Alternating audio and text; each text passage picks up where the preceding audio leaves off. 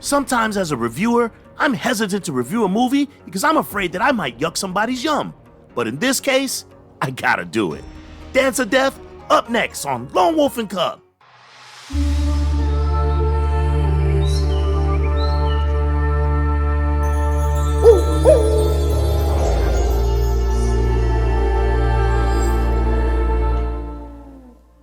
Dance of Death is a 1979 kung fu comedy starring Lady Whirlwind herself, Angela Mao.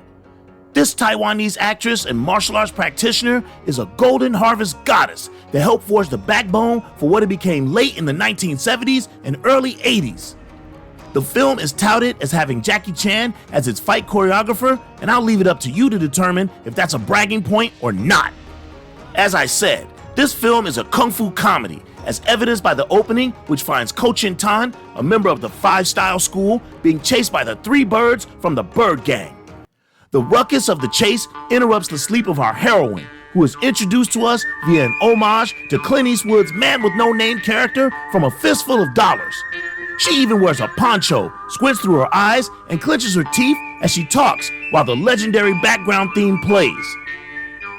This orphan country bumpkin with limited martial skills somehow fends off the three birds and helps the stranger to escape.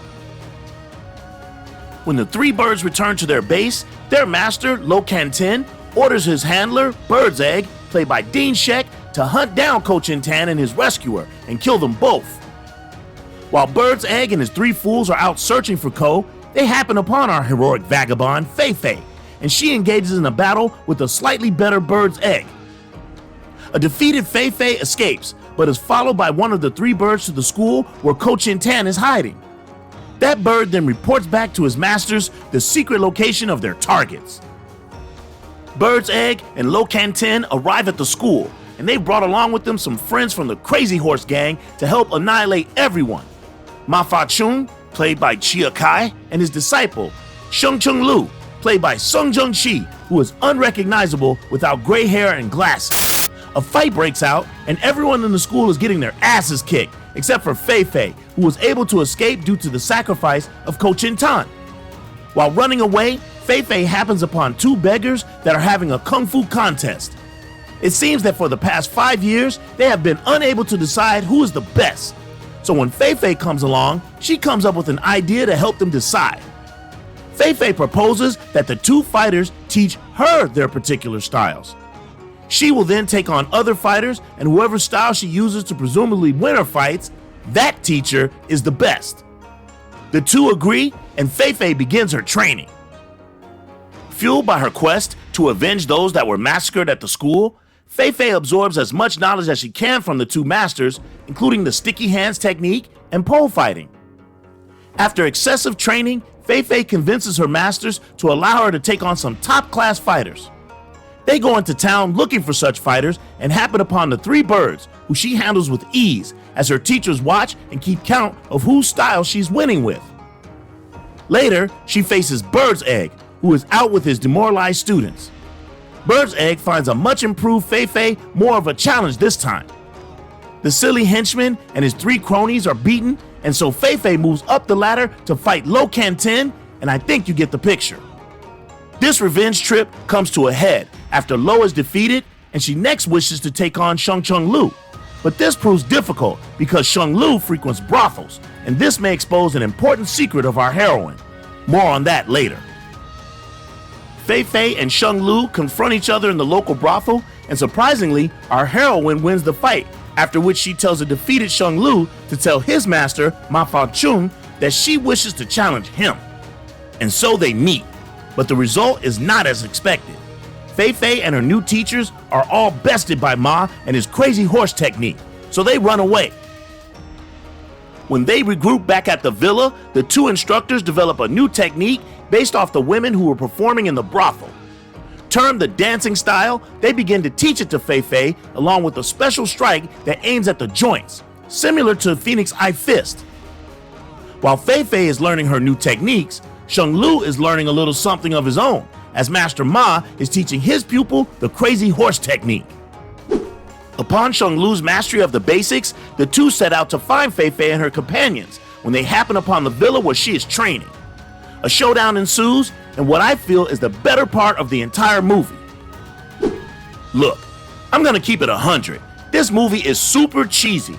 Not because there's a female lead, but because the story's whack, the dialogue is whack, and the fight choreography, sorry Jackie, it's whack. Why? The cadence is too slow. I'm not even sure how that's possible with the likes of Chia Kai and Sung Jung Chi in your cast. Admittedly, the fights are better when one of the two are on the screen, but what about our lead? She has to be able to keep up for it to be believable. Next is the story, which is also very weak and requires a vast amount of suspension of disbelief. The audience is supposed to believe that this poor orphan who can't fight places herself in the middle of a feud between two groups, tricks two kung fu masters into making her their pupil, and becomes so good that she is able to defeat the most seasoned veterans. Nah. And adding to the disbelief is this notion that Angela Mao is playing a male character. Everyone in this film refers to Fei Fei as he or him, at least reveal in the end that he is a she, which they never do.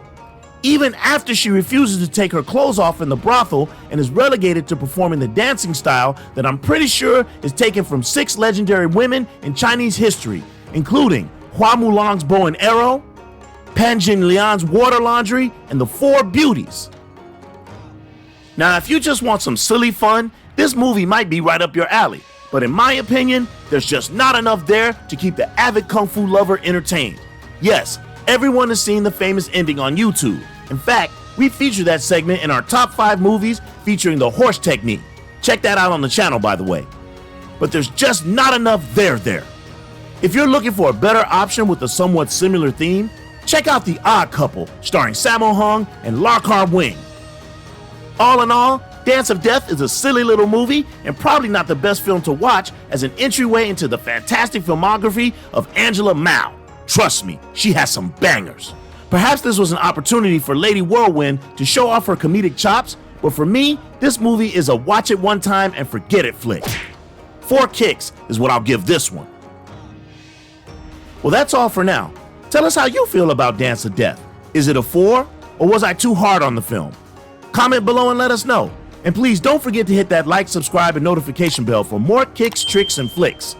On behalf of myself and the rest of the crew, this is OG Ant signing off. Peace and what's up?